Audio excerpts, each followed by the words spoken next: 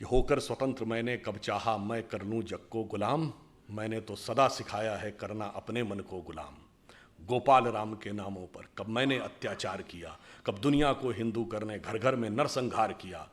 कोई बतलाए काबुल में जाकर कितनी मस्जिद तोड़ी। भूभाग नहीं शत शत मानव के हृदय जीतने का निश्चय। हिंदू तन मन हिंदू जीवन रग रग हिंदू मेरा परिचय। 1948 का 47 का युद्ध दुनिया का विचित्र युद्ध था। हमेशा युद्ध विराम की मांग वो सेना करती है जो हार रही हो। संयुक्त राष्ट्र में वो देश जाता है जो छोटा हो, कमजोर हो, हार रहा हो। यहां हम बड़े थे, ताकतवर थे, जीत रहे थे, बस 48 से 72 घंटे की बात थी, पीओके हमारा होना चाहिए, हम संयुक्त राष्ट्र संघ में चले गए। ऐसे विचित्रता के उदाहरण हमने प्रस्तुत किए और भारत की छवि बनी कि एक सॉफ्ट स्टेट है, कोई भी आके हमें दबा सकता है, कोई भी आएगा और हमारे साथ किसी भी प्रकार की शरारत करके चला जाएगा और हम सिर्फ शांति के कबूतर उड़ाते रहेंगे। परंतु वो भूल गए कि हम जिस परंपरा के में विश्वास करते हैं, भारतीय परंपरा ये कहती है कि हम नाग पंचमी भी मनाते हैं, सांपों को दूध भी पिलाते हैं, तो नाग यज्ञ करने का सामर्थ्य भी रखते हैं जिसमें सारे नाग आकर आहुत हो जाए। गूगल का चीफ हमारा है, माइक्रोसॉफ्ट का चीफ हमारा है, पेप्सी की चीफ इंदिरा नूई इंडियन है, इससे पहले मास्टर कार्ड का चीफ इंडियन रह चुका है, सिटी बैंक का चीफ इंडियन रह चुका है। इतनी बड़ी बड़ी ग्लोबल कंपनीज के चीफ हमारे हैं।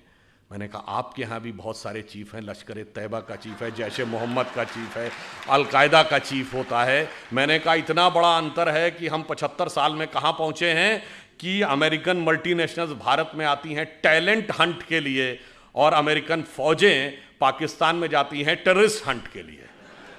कभी ओसामा बिन लादेन मारा जाता है एबटाबाद में, तो कभी पाकिस्तान के बॉर्डर पर अमन अल जवाहिरी मारा जाता है। कि साहब अब ये बताइए, धरती गोल है, ये क्या कहा जाता है कि साहब पहले यूरोप वालों ने हमको बताया कि धरती गोल है, जबकि मैं किसी के भावना आहत नहीं करना चाहता, पर लिखा तो वहाँ किताब में आज तक है कि धरती चपटी है और धरती स्थिर है। खैर कोई बात नहीं। हमारे यहाँ ज्योग्राफी को हिंदी में क्या कहते हैं, तो नाम से ही गोल है, मतलब कहीं कोई संदेह ही नहीं है कि गोल था। दूसरा, आपने वाराह अवतार देखा होगा, तो वाराह के दांत में फंसी हुई धरती गोल है कि चौकोर है, तो सदैव से गोल है। उसके बावजूद हमें समझाया जाता है कि गोल धरती है, ये उन्होंने हमको बताया। कलकत्ता के पुलिस कमिश्नर को मार दिया गया था और वाइसराय हार्डिंग के ऊपर बम फेंक दिया गया था। कभी आप कल्पना करें जरा उस सरकार की कि वाइसराय पे बम, असेंबली में बम, पुलिस कमिश्नर की हत्या, खजाना लूट गया, शस्त्रागार लूट गया, सरकार तो हिल गई होगी। उनका बेचारों का कोई योगदान ही नहीं था, सारा योगदान एकमेव था। तो मेरे विचार से सारा योगदान उनका था। जिन लोगों के जो काला पानी सह रहे थे उनका योगदान नहीं था, जिन्हें कोल्हू में बैल की तरह जोत दिया गया उनका योगदान नहीं था, जो जेल में रह रहे थे पर जलवे से रह रहे थे, जो किताब भी लिख रहे थे, सेक्रेटरी भी उनके साथ था और एक नहीं 3-3 4-4 किताबें लिखी, जिनके वाइसराय के साथ अत्यंत मधुर पारिवारिक संबंध थे, वो संघर्ष कर रहे थे। ऐसा अद्भुत इतिहास जो हमारे यहाँ बताया गया है। हमें इस अमृत काल में यह भी समझने की जरूरत है कि किस किस प्रकार का विष हमें दूर करना है और उसके बाद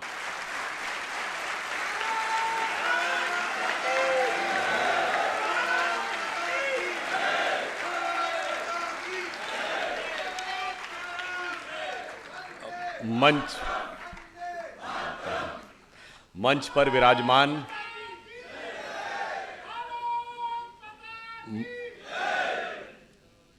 पर विराजमान यहाँ के प्रथम नागरिक महापौर आदरणीय श्री पुष्यमित्र भार्गव जी, इस कार्यक्रम के अध्यक्ष श्री मोहित जैन जी, श्री मुकेश मोड़ जी, विवेक गोरे जी और स्थानीय संपादक श्री शक्ति सिंह परमार जी।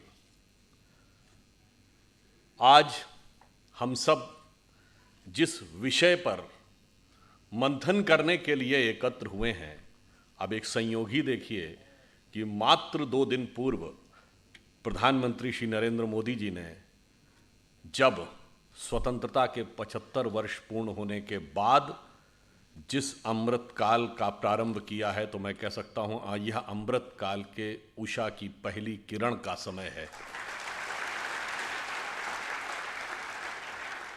और शायद मेरा तो ये पहला ही वक्तव्य है उसके बाद, और स्थान पुण्य श्लोका देवी अहिल्याबाई होलकर जी का वह स्थान जिन्होंने भारत के विष तत्व को हटाकर अमृत तत्व को स्थापित करने के जो कार्य किए, चाहे काशी विश्वनाथ हो, अयोध्या हो, केदारनाथ हो, रामेश्वरम हो, यहां तक कि आप में से बहुत से लोगों को पता होगा कि उन्होंने पेशावर में पंच तीर्थ मंदिर का भी जीर्णोद्धार कराया था। वह स्थान जहां से थोड़ी ही दूरी पर भारत के संविधान के शब्द शिल्पी डॉक्टर बाबा साहब अंबेडकर का जन्म स्थान हो, और क्षेत्र महाकाल का हो, और मंच स्वदेश का हो, तो कोई संदेह नहीं रहना चाहिए कि देश के काल चक्र की गति में एक नए सूर्य का सूर्योदय होने का काल आ गया है। इसलिए जब प्रधानमंत्री जी ने इस विषय की बात कही है तो हम सबको सोचना चाहिए कि इस विषय में कोई सार्थकता है या विषय सिर्फ एक वक्तव्य है। अगर हम स्वतंत्रता के उपरांत के 75 वर्षों को देखें और इन्हें 25-25 वर्ष के 3 कालखंडों में विभाजित करें तो देश के अंदर जो क्रमिक परिवर्तन हुआ है, विचार की दृष्टि से, विकास की दृष्टि से, सामाजिक और राजनीतिक परिवर्तन की दृष्टि से, तो परिवर्तन बहुत स्पष्ट नजर आएगा। पहले 25 साल 1947 से 72 राजनीतिक दृष्टि से एक ही पार्टी की सरकार रहती थी, चुनाव होते थे, कभी सरकार नहीं बदलती थी। वैचारिक दृष्टि से भारत की स्वतंत्रता के बाद का कोई भी वस्वा का तत्व बहुत दबा हुआ था।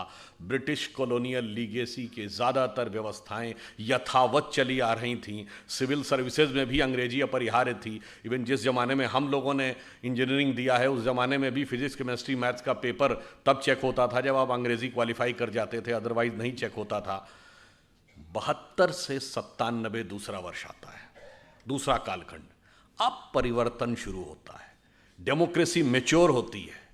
आप देखिए कि पहली बार वह पार्टी, वह विचारधारा जो स्वतंत्रता के बाद बनी, जो स्व के तत्व को लेकर बनी, उसका धीरे धीरे उद्भव शुरू होता है। हम लोग अगर अपनी बात कहें तो पहले वाले कालखंड में हम एक महत्वहीन राजनीतिक दल थे।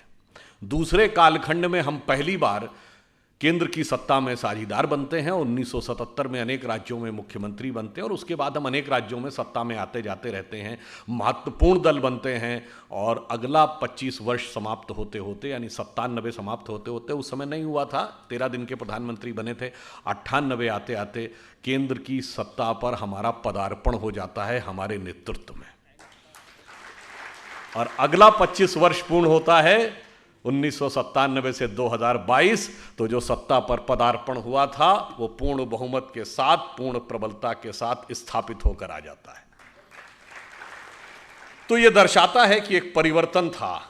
और अभी मोहित जैन जी ने कहा कि हम 2014 में आजाद हुए, इस विषय को लेकर बहुत विवादित ढंग से लोग ये बात कहते हैं। तो मैं विनम्रता से कहना चाहता हूं, किसी के मन में यदि इसको लेकर एक प्रश्न उठ रहा हो तो 18 मई सन 2014 का लंदन का ट्रिब्यून अखबार, उसने ये लिखा कि 16 मई 2014, जिस दिन मोदी जी के नेतृत्व में स्पष्ट बहुमत हमें पहली बार मिला। ये कौन लिख रहा है? लंदन का ट्रिब्यून लिख रहा है, हम नहीं बोल रहे हैं, कोई संघी भाजपाई नहीं बोल रहा है। वो कहता है कि ये 16 मई 2014 का दिन भारत के इतिहास में दूसरी आजादी का दिन माना जाना चाहिए, क्योंकि इससे पहले जो राजनैतिक व्यवस्थाएं, जिन विचारों ने भारत को डोमिनेट किया, वो किसी न किसी रूप में ब्रिटिश कॉलोनियल लीगेसी के प्रतीक थे। और पहली बार एक ऐसी विचारधारा को पूर्ण सत्ता मिली है जो अपने उद्गम में, प्रेरणा में पूर्णतः भारतीय है। अब यह भी देखिए, बहुत से प्रश्न उठाए जाते हैं। अगर हम देखें तो मौलिक रूप से इस देश में 3 प्रमुख राजनीतिक दल माने गए जो राष्ट्रीय दल हैं, भाजपा, कांग्रेस और कम्युनिस्ट। कांग्रेस कब बनी? 1885 में एक ब्रिटिश अधिकारी के द्वारा, यानी गुलामी के कालखंड में अंग्रेजों का प्रभाव, एक बहुत बड़ी थ्योरी भी थी कि सेफ्टी वॉल के रूप में उसे बनाया गया। कम्युनिस्ट पार्टी कब बनी? 1925 में। और जो कि अपने को भारतीय कहते ही नहीं है, वो कहते हैं कम्युनिस्ट पार्टी ऑफ इंडिया। वो भारत की कम्युनिस्ट पार्टी है, वो भारतीय कम्युनिस्ट पार्टी नहीं है, यानी वो एक मल्टीनेशनल की इंडिया की ब्रांच है। तो वो अपने को प्रेरणा में विदेशी, हम एकमात्र दल हैं जो स्वतंत्रता के बाद उत्पन्न हुए, विचार, प्रेरणा, वाणी, वेश, तत्व, दर्शन, सब कुछ हमने इस स्वदेश से लिया और बढ़ते बढ़ते आज हम उस मुकाम तक पहुंचे कि भारत के सबसे बड़े और प्रमुख राजनीतिक दल बने। बहुत प्रश्न किया जाता है कि साहब आपका मातृ संगठन तो राष्ट्रीय स्वयंसेवक संघ है। हाँ, हम कहते हैं मातृ संगठन राष्ट्रीय स्वयंसेवक संघ है। हमारे अधिकांश नेता संघ से आए, अधिकांश नेता संघ के पदाधिकारी रहे, हमारे दोनों प्रधानमंत्री संघ के प्रचारक रहे। परंतु जो सवाल हमसे पूछते हैं, और संघ के संस्थापक डॉक्टर केशवराव बलीराम हेडगेवार थे, मैं प्रश्न पूछना चाहता हूं जो हमसे पूछते हैं कि आपका मातृ संगठन कौन, तो मैं पूछना चाहता हूं आपका मातृ संगठन कौन? कांग्रेस का संस्थापक कौन? एलन ऑक्टेवियम ह्यूम, ब्रिटिश सरकार का सेक्रेटरी। तो आपका तो मातृ संगठन ब्रिटिश सरकार हो गई। और बहुत से लोगों को नहीं ध्यान होगा कि कांग्रेस के पहले 4-5 अध्यक्षों के नाम बनाए तो एलन ऑक्टेवियम ह्यूम अध्यक्ष नहीं थे, वो संस्थापक थे। परंतु अल्फ्रेड रोब, जॉर्ज यूल, विलियम वैडनबर्न, ये सब जानते कौन है? ये कांग्रेस के प्रारंभिक अध्यक्षों के नाम है। और इतना ही नहीं, 1910 का वह वर्ष जिस वर्ष में वीर सावरकर को 2 जन्मों के काला पानी की सजा, 2 जन्मों के कारावास की सजा हुई, उस 1910 के वर्ष में कांग्रेस का अध्यक्ष William Wedderburn secretary government of India था। अब बताइए, आप ब्रिटिश हुक्मरान के हुक्म के नीचे पैरों के तले बैठकर स्वतंत्रता का आंदोलन लड़ रहे थे। इसलिए भाई, अपने मातृ संगठन, तुम्हारा मातृत्व भ्रातृत्व कहां था, यह देख लिया जाए तो दूध का दूध पानी का पानी हो जाता है। इसलिए जब हम यह बात कहते हैं कि इस देश में एक बड़ा परिवर्तन आया, तो आप देखिए, जब स्वतंत्रता का अमृत महोत्सव आया 2022, तो एक और परिवर्तन है। इस समय भारत के सभी प्रमुख पदों पर विद्यमान लोग, राष्ट्रपति, प्रधानमंत्री, लोकसभा अध्यक्ष और राज्यसभा के उपसभापति, और चाहें गृह मंत्री, रक्षा मंत्री, सभी स्वतंत्र भारत में पैदा हुए हैं। तो यह भी एक कालचक्र के एक बड़े परिवर्तन को दर्शाता है कि अब भारत एक लंबी छलांग मारने के लिए आगे तैयार है। अब यह प्रश्न उठता है कि हम ये अगले 25 वर्ष में प्राप्त कैसे करेंगे? तो देखिए, इन 25 वर्षों में जो हमें आगे बढ़ना था, जैसा अभी पुष्यमित्र जी चर्चा कर रहे थे कि सुदर्शन जी ने कहा था कि भारत एक बड़े संक्रमण काल से गुजर रहा है, और उन्होंने कहा था वो 175 वर्ष का है, और वो ये कहा था श्री अरविंदो ने। और श्री अरविंद का भी 15 अगस्त 2022 150 वर्ष पूरे हुए थे। श्री अरविंदो ने कहा था भारत एक महान परिवर्तन से गुजर रहा है जो 175 वर्ष का है, जिसका प्रारंभ स्वामी रामकृष्ण परमहंस के जन्म से हुआ। उनका जन्म 1836 में हुआ था, 175 साल 2011 में पूरे होते हैं। उन्होंने कहा था उसके बाद भारत का स्वर्णिम भविष्य दिखने लगेगा। अब कोई संदेह है कि 2011 के बाद क्या दिखना शुरू हुआ था? तो जो 21वीं सदी भारत की होगी, इसमें कोई संदेह नहीं है। भारत में किस विचार की होगी, यह संकेत भी 2011 के बाद यानी 2012 ऑनवर्ड्स मिलना शुरू हो गया था। तो जो महापुरुषों के वचन हैं वो व्यर्थ नहीं जाते हैं, हमें यह समझना चाहिए। इसीलिए देखिए, जब हम सत्ता में आए 2014 में, तो स्वतंत्रता की सार्थकता कहां से होनी थी? आज हम स्वतंत्र हैं, राज्य हमारा है, हमारे तंत्र में स्वतत्व कितना है? यह वही स्वतत्व है जिसके लिए लोकमान्य तिलक ने स्वराज्य कहा था। महात्मा गांधी ने 1909 में पुस्तक लिखी हिंद स्वराज। उसमें उन्होंने कहा कि अगर हम ब्रिटेन से मुक्ति चाहते हैं और खुद ब्रिटेन की नकल बनना चाहते हैं तो यह स्वराज नहीं हो सकता। यह स्वराज है क्या? तो उन्होंने यह कहा, स्वराज की पहली शर्त क्या, जब तक स्वतंत्रता की सार्थकता का आभास हर गरीब व्यक्ति के हाथ में न पहुंचे, तो कहते हैं ना, उगा सूर्य कैसा कहो मुक्ति का ये उजाला करोड़ों घरों में न पहुंचा। तो 15 अगस्त 2014 को जब प्रधानमंत्री श्री नरेंद्र मोदी जी ने अपना पहला वक्तव्य दिया तो क्या कहा? जन धन योजना। ये कैसे संभव था कि भारत महान भारत बनेगा, आधे से ज्यादा लोग 60% लोगों का बैंक अकाउंट ही नहीं होगा, वो अर्थव्यवस्था के हिस्से ही नहीं होंगे। फिर उन्होंने क्या कहा, स्वच्छ भारत अभियान। फिर उन्होंने क्या कहा, बेटी बचाओ बेटी पढ़ाओ। तो तमाम राजनीतिक पंडितों ने कहा ये स्वच्छता और बेटी बचाओ बेटी पढ़ाओ तो नॉन पॉलिटिकल इश्यूज हैं, इनका क्या मतलब है। इनका मतलब जानते हैं क्या था? मतलब यह था जो परिवर्तन हुआ था 2014 में, वो सिर्फ सरकार बदलने के लिए नहीं हुआ था, वो विचार और मानसिकता को बदलने के लिए हुआ था। इसीलिए आपने देखा कि 2014 के बाद जब उन्होंने स्वच्छता की बात कही, पहली बात, ये तीनों विषय किससे संबंधित थे? ये किसी बड़े उद्योगपति या संपन्न वर्ग के लिए थे ना, तीनों गरीब के लिए थे। जनधन योजना यानी अकाउंट गरीब के लिए था, स्वच्छता का सबसे अधिक कुप्रभाव पड़ता था तो गरीब पे पड़ता था, और बेटी बचाओ का जो भी समस्या थी वो निर्धन वर्ग या निम्न मध्यम वर्ग या मध्यम वर्ग तक थी।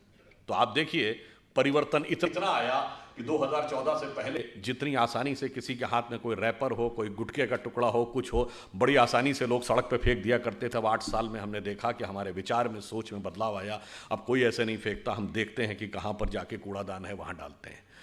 बेटी बचाओ बेटी पढ़ाओ कहा गया तो कितना बड़ा परिवर्तन आया कि जो लिंग अनुपात था नवजात शिशुओं का, उसमें 29 पॉइंट की बढ़ोतरी हुई। और वह राज्य जो हरियाणा, राजस्थान जैसे राज्य जहां सबसे खराब स्थिति थी, वहां स्थिति अब बहुत बेहतर हो गई। ये एक सोच में परिवर्तन आया।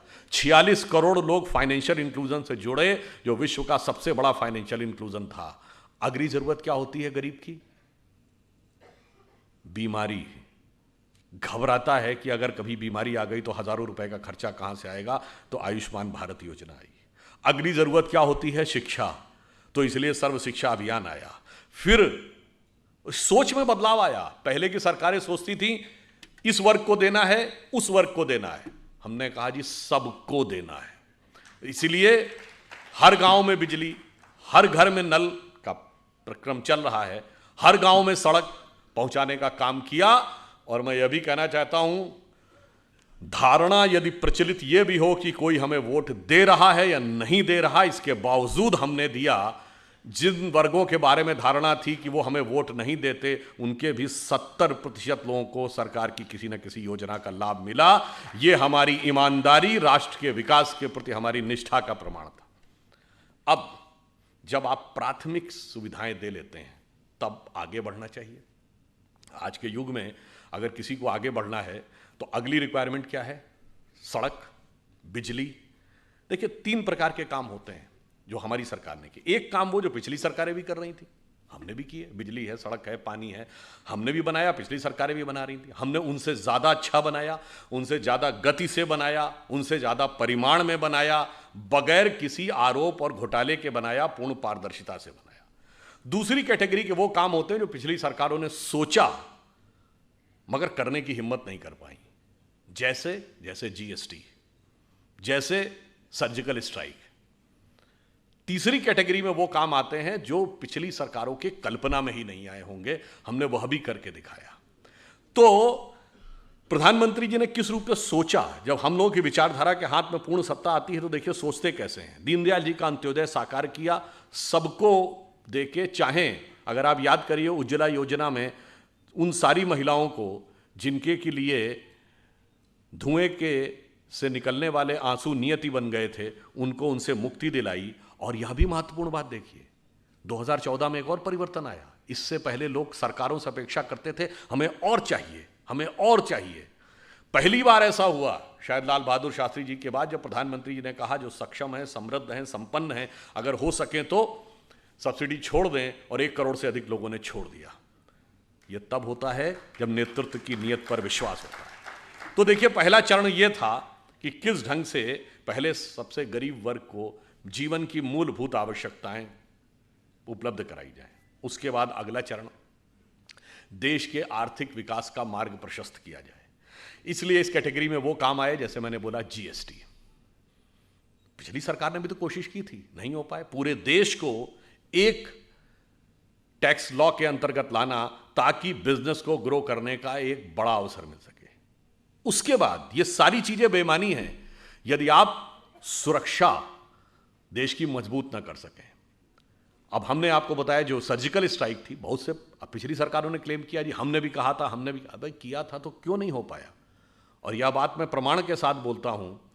अमेरिकी राष्ट्रपति बराक ओबामा ने अपनी किताब द प्रॉमिस लैंड में लिखा, 2010 में भारत आए थे, उस यात्रा का वृत्तांत देते हुए उन्होंने लिखा कि 26/11 के हमले के बाद उस समय की सरकार ने, जबकि सेना तैयार थी पाकिस्तान के ऊपर एक स्ट्राइक करने के लिए, उस समय की सरकार ने इसलिए अनुमति नहीं दी क्योंकि उस सरकार को लगता था कि इससे उपजे वातावरण से भाजपा को राजनीतिक लाभ न मिल जाए।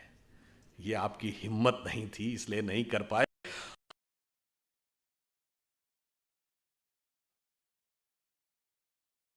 ये मानते हैं कि, पर यहां एक विचित्र कॉन्फ्लिक्ट था। पूरी दुनिया में ऐसा कॉन्फ्लिक्ट आपने नहीं देखा होगा कि पड़ोसी के मुकाबले हम बड़े भी थे, हम ताकतवर भी थे, पर हम पिछले 65-66 सालों से, अटल जी के दौर के 6 साल छोड़ दें तो हम दुनिया में कहते थे कि वो हमें सता रहा है। 1948 का 47 का युद्ध दुनिया का विचित्र युद्ध था। हमेशा युद्ध विराम की मांग वो सेना करती है जो हार रही हो, संयुक्त राष्ट्र में वो देश जाता है जो छोटा हो, कमजोर हो, हार रहा हो। यहां हम बड़े थे, ताकतवर थे, जीत रहे थे, बस 48 से 72 घंटे की बात थी, पीओके हमारा होना चाहिए, हम संयुक्त राष्ट्र संघ में चले गए। ऐसे विचित्रता के उदाहरण हमने प्रस्तुत किए और भारत की छवि बनी कि एक सॉफ्ट स्टेट है, कोई भी आके हमें दबा सकता है, कोई भी आएगा और हमारे साथ किसी भी प्रकार की शरारत करके चला जाएगा और हम सिर्फ शांति के कबूतर उड़ाते रहेंगे। परंतु वो भूल गए कि हम जिस परंपरा के में विश्वास करते हैं, भारतीय परंपरा ये कहती है कि हम नाग पंचमी भी मनाते हैं, सांपों को दूध भी पिलाते हैं, तो नाग यज्ञ करने का सामर्थ्य भी रखते हैं जिसमें सारे नाग आकर आहुति देंगे। तो हमने यह प्रेरणा ली कि कश्मीर घाटी को लहू लुहान करने वालों सुनो, एक भी बलिदान हुआ जवान नहीं भूले हैं, और दूध भी पिलाते हैं परंपरा हमारी मित्र, किंतु नाग यज्ञ का विधान नहीं भूले। और आपने देखा कि पहली बार भारत ने इन 8 वर्षों में, अब now the era of India जो सॉफ्ट स्टेट इज ओवर, अब वो दिन चले गए। मतलब जैसे मैं तो लखनऊ का रहने वाला हूं, हमारे यहाँ कहावत होती है, अमा मियाँ वो दिन लद गए जब उस साल लल्लू खा फाकते उड़ाया करते थे। तो वो कबूतर उड़ने के दिन लद गए और अब वो समय आ गया जब हम प्रबलता प्रखरता के साथ अपनी बात कहते हैं। और समय में कितना बदलाव आया। ये 8 वर्ष, 75 वर्ष के पहले 8 वर्ष हैं जब हमने पाकिस्तान से कोई ऑफिशियल बायलैटरल डायलॉग, औपचारिक द्विपक्षीय वार्ता नहीं की। और इसके बावजूद क्या हुआ, ये पहला मौका है। आप याद करिए, एक दौर था 1990 में, उस समय बेनज़ीर भुट्टो ने पाकिस्तान के नेशनल असेंबली में बोला था, जगमोहन जी गवर्नर थे उनके लिए, कि ये जगमोहन को हटाओ नहीं तो इसको भगमोहन बना देंगे। और हमारी सरकार ने हटा लिया था। और एक ये दौर था जब पाकिस्तान के नेशनल असेंबली में खड़े होकर इमरान खान ने कहा कि जो कुछ इन्होंने बालाकोट में किया उससे ज़्यादा खौफनाक कुछ करने जा रहे हैं। याद करिए कि पाकिस्तान के फॉरेन मिनिस्टर शाह महमूद कुरैशी का बयान नेशनल असेंबली में, आप सबको वो वीडियो क्लिपिंग याद होगी। उन्होंने कहा कि साहब हमारे पास आर्मी चीफ आए, उनके पैर कांप रहे थे, उन्होंने कहा खुदा का वास्ता है कि अभिनंदन को वापस कर दीजिए शाम तक, वरना 9 बजे के बाद हिंदुस्तान अटैक कर देगा। ये तो 1971 में कभी नहीं हुआ कि फॉरेन मिनिस्टर और आर्मी चीफ ये कहे कि उसके पैर कांप रहे थे, वो भी पाकिस्तान की नेशनल असेंबली में। उनका दिया बयान है, किसी पत्रकार का बयान नहीं है। यह परिवर्तन आया। फिर कुछ काम ऐसे जो इस अमृत काल को आगे वास्तविकता में चरितार्थ करेंगे, जो किसी ने सोचा नहीं। जैसे अगर भारत को इलेक्ट्रिसिटी चाहिए, विकसित देश बनना है, तो पावर रिक्वायरमेंट है इंफ्रास्ट्रक्चर के बाद। अब पावर में हमारा 44% पावर कोल से आता है। अब कोयले से अगर हम इतनी भारी मात्रा में एनर्जी लेंगे तो एक तो उससे पर्यावरण का बहुत प्रभाव पड़ेगा आने वाले समय में, और हम कितनी ऊर्जा ले पाएंगे। तो इस पर सोचना चाहिए कि भगवान ने भारत को क्या दे रखा है। देखिए, भारत के 2 छोरों को देखिए, पूर्वी छोर और पश्चिमी छोर। पश्चिमी क्षेत्र का जो इलाका है, जिसमें गुजरात है, राजस्थान है, वैसे आजकल तो वहाँ पानी बहुत गिर रहा है, मगर सामान्यतः वहाँ पानी की कमी रहती है, मगर सूर्यदेव बहुत प्रचंड रूप में वहाँ पर अपना प्रबलता दिखाते हैं।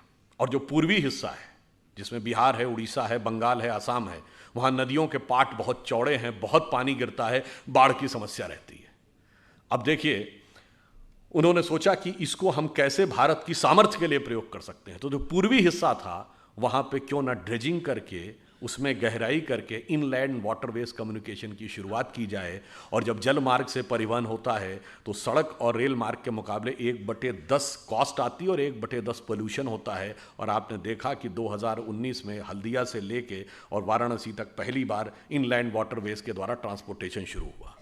और जिधर पानी कम गिरता है तो क्यों नहीं सोलर एनर्जी का प्रयोग करना चाहिए। सोलर एनर्जी की बात हो सकता है दूसरों ने, किसी ने सोची हो, हम सोलर एनर्जी में इतनी लंबी छलांग लगाए वो इंपॉर्टेंट नहीं है। हमारा टारगेट ये है कि हम 300 गीगावाट 2030 तक कंप्लीट कर लेंगे, 2047 तक हम पूरी तरीके से क्लीन एनर्जी से पावर ले लेंगे। ये इंपॉर्टेंट नहीं है। इंपॉर्टेंट ये है कि एक इंटरनेशनल सोलर अलायंस बना और उसका केंद्र भारत में दिल्ली के पास गुरुग्राम में बना, यानी सोलर पावर के वर्ल्ड लीडर के रूप में हम स्थापित होंगे। यह किसी ने कल्पना नहीं की होगी। दूसरा उदाहरण देखिए कल्पना न करने का। योग भारत के लिए तो सभी लोग योग जानते थे, परंतु संयुक्त राष्ट्र संघ में योग का प्रस्ताव आया और 173 देशों ने उसका समर्थन किया। ये नहीं, वो द्वितीय प्रस्तावक बने। They have not become the supporter, they have become the second sponsorer. और ये यूएन की हिस्ट्री में एकमात्र प्रस्ताव है जिसका 173 देश सेकंड प्रपोजर बने। और आज आपने देखा पूरी दुनिया में योग दिवस मनाया जाता है। ये पिछली सरकार की कल्पना से परे था। दूसरा उदाहरण, क्यों स्वास्थ्य आता, अगर हम सब योग को अपनाएंगे तो 90% मामलों में हमें, आप कहेंगे इसका इकोनॉमी से क्या कनेक्शन है, मैं बताता हूं। जो फार्मास्यूटिकल इंडस्ट्री है इसमें कितनी बड़ी इकोनॉमी है और कितना बड़ा हमारे मनोविज्ञान और मनोभय, मन के भय का दोहन किया जाता है। और एफडीए ने, जो यूएस का फेडरल ड्रग एडमिनिस्ट्रेशन है, इतनी रिसर्च कर रखी कि हम 50 साल में उसके बराबर नहीं हो सकते। परंतु यदि हम योग का सही ढंग से पालन करें तो हमें 80 से 90% मामलों में जरूरत ही नहीं। आपके इन्वेस्ट किए हुए मिलियंस ऑफ डॉलर आपको मुबारक। ये इकोनॉमी पे असर है। अब दूसरी बात देखिए, हमने मेडिसिनल प्लांट्स के लिए इस पिछली बार के बजट में एक पूरा प्रस्ताव किया गया। गंगा नदी के दोनों तरफ के क्षेत्रों में 800 करोड़ रुपए का व्यवस्था की गई है। और छत्तीसगढ़ हो, उड़ीसा हो, झारखंड, जहां पर कि ऑर्गेनिक, यानी जिसे कहते हैं एकदम वर्जिन लैंड अवेलेबल है, वहां पे उनको उगाया जाए। ये कल्पना किसी ने की होगी, परंतु WHO में एक सेंटर फॉर ट्रेडिशनल मेडिसिन बनेगा और उसका केंद्र भारत में बनेगा, यानी उसके हम लीडर बनेंगे। यह कल्पना किसी ने नहीं की होगी, क्योंकि सबसे ज्यादा ऑथेंटिक डॉक्यूमेंटेड ट्रेडिशनल मेडिसिन का जो रिकॉर्ड है वो हमारे पास है। तो अब इन दो मामलों में हम लीडर बनते हैं। फिर देखिए, अभी पिछले दिनों में हाइड्रोजन एनर्जी के प्रोजेक्ट के लिए 1000 करोड़ की व्यवस्था की गई ताकि भविष्य में क्लीन एनर्जी की दिशा में हम और आगे बढ़ सकें। अब आप आगे आइए, एक और बड़ा परिवर्तन आया। देश की सुरक्षा जब तक मजबूत नहीं होगी तब तक तो सारा विकास बेकार है। पर आपने कभी सोचा कि हमारा देश वो देश था जहां के वैज्ञानिकों ने चंद्रयान बना लिया, पर वो मिसाइल नहीं बना सकते थे। ये बताइए, हम फाइटर प्लेन नहीं बना सकते थे। इंटरकॉन्टिनेंटल बैलिस्टिक मिसाइल तक बनाने की हमारी सामर्थ्य आ गई थी, मगर हम असॉल्ट राइफल नहीं बना सकते थे। यह बात तर्कसंगत लगती है। हम बना नहीं सकते थे, गलत है, हम बनाना नहीं चाहते थे। पूर्ववर्ती सरकारों ने कभी इसमें आत्मनिर्भर नहीं होने दिया, क्योंकि शायद ये रहा होगा कि बहुत सारे आर्म्स एंड एमुनिशन की खरीद चलती रहेगी और उसके साथ जो कुछ चलता है वो भी चलता रहेगा। तो पहली बार हमने अब आत्मनिर्भर डिफेंस प्रोडक्शन में शुरू किया, और जो भी 1 लाख करोड़ की इंडस्ट्री है, अभी वर्तमान परिस्थिति में माना जाता है कि अगले 20 वर्षों में 5 लाख करोड़ की डिफेंस एंड एरोस्पेस इंडस्ट्री होगी। आज भारत में स्थिति यह है कि असॉल्ट राइफल्स भारत में बनने लगी हैं, प्राइवेट सेक्टर में भी।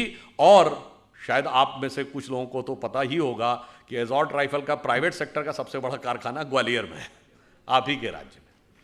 और अब ब्रह्मोस मिसाइल हम बना रहे हैं। पहली बार भारत एक्सपोर्ट करने की स्थिति में आया है। फिलीपींस पहला देश बना है जिसने intermediate range ballistic missile BrahMos को भारत से एक्सपोर्ट करने के लिए ऑर्डर लिया है। यह हमारे लिए कितने गर्व की बात है कि अब हम उसको एक्सपोर्ट करने की स्थिति में आ गए। और डिफेंस कॉरिडोर 2 राज्यों में बना है, तमिलनाडु और उत्तर प्रदेश। अब ये समझिए कि इस ब्रह्मोस मिसाइल के हिस्से इन दोनों जगहों पे बनेंगे। और मुझे तो कभी कभी लगता है, हम तो यूपी के रहने वाले हैं, एक दौर था यूपी में कट्टे बना करते थे, अब ब्रह्मोस मिसाइल बन के एक्सपोर्ट होगी।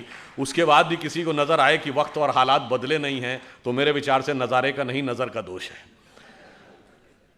अब आप देखिए, इसके बाद आप याद करिए 2019 के लोकसभा चुनाव के दौरान एक बार फिर मैसेज आया था कि प्रधानमंत्री जी राष्ट्र के नाम संदेश देने वाले हैं। लोग सोच रहे थे पता नहीं अब कौन सा नोट बंद होने वाला है। पर आप में से बहुतों को ध्यान है कि वो संदेश क्या दिया था। उन्होंने ये बताया था कि लो ऑर्बिट में मूव करने वाले किसी भी ऑब्जेक्ट को पूरी सटीकता के साथ डिस्ट्रॉय करने की कैपेसिटी भारत ने प्राप्त कर ली है अंतरिक्ष में, और यह कैपेसिटी प्राप्त करने वाला भारत सिर्फ चौथा देश है। न्यूक्लियर सबमरीन हमने इस समय में बनाई, वह कैपेबिलिटी हमने प्राप्त की, यानी देश की सुरक्षा को पूरी तरीके से मनोवैज्ञानिक दृष्टि से भी सुदृढ़ करना, यानी सेना को पूर्ण अधिकार कि जो करना हो करो। हमने बालाकोट भी करके दिखाया और हमने सर्जिकल स्ट्राइक भी करके दिखाई, और उत्पादन में भी हम आत्मनिर्भर होंगे। आप में से बहुतों को शायद पता हो 400 ऐसे डिफेंस के उपकरण हैं जिनका की इंपोर्ट सरकार ने बैन कर दिया है कि अब ये भारत में ही बनाने पड़ेंगे, और इससे हजारों करोड़ रुपए का हमारा फॉरेन एक्सचेंज रिजर्व भी बचता है।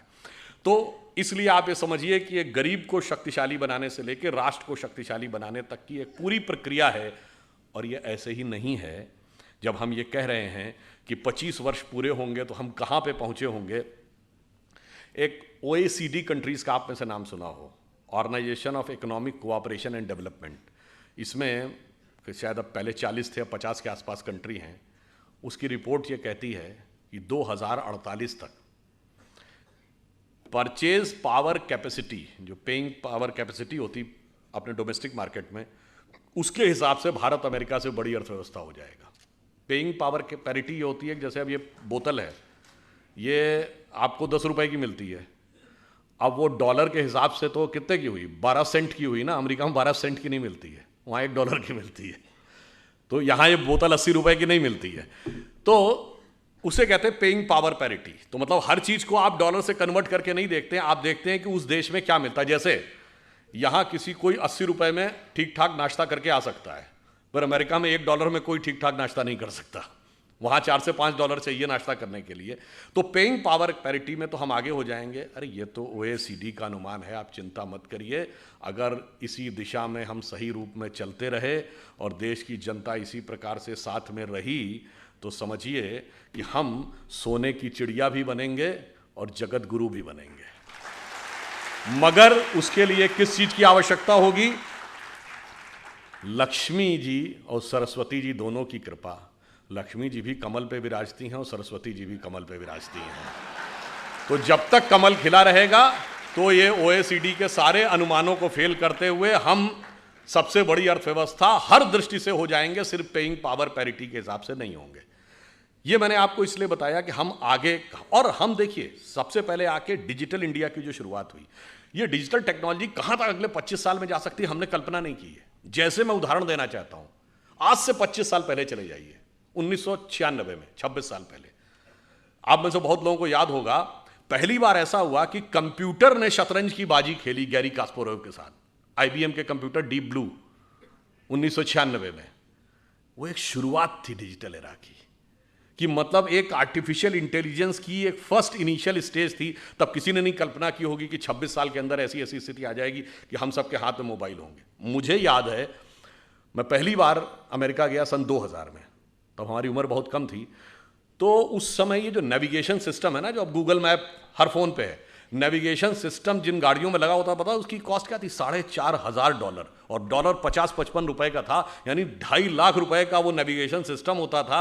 और जिन गाड़ियों में लगा होता था बहुत बड़े बड़े लोग ही लगवा पाते थे। तब हम लोग बड़ा आश्चर्य लगता था, तो बताता हुआ चलता है, लेफ्ट जाइए, बाएं जाइए, दाएं जाइए। अब फ्री में सभी के हाथ में है। इसलिए मैं कह रहा हूं कितनी दूर तक अगले 25 साल में जा सकता है, पूरा एक विजन होना चाहिए। इसलिए डिजिटल इंडिया हो, या इंटरनेट के कनेक्शंस में बढ़ोतरी हो, या ब्रॉडबैंड के कनेक्शन जो 6 करोड़ थे अब 80 करोड़ हो गए, ये सब इसलिए जरूरी था। या डिजिटल पेमेंट में हम सबसे आगे आते जा रहे हैं कि अगले 25 साल में हम टेक्नोलॉजी में कहां तक पहुंचेंगे, इस बारे में हमें समझने की जरूरत है। जैसा कि अभी जैन साहब कह रहे थे, तो ये भी याद दिलाते हैं 2014 से पहले स्टार्टअप सिर्फ 500 के आसपास थे, अब 70,000 के आसपास है।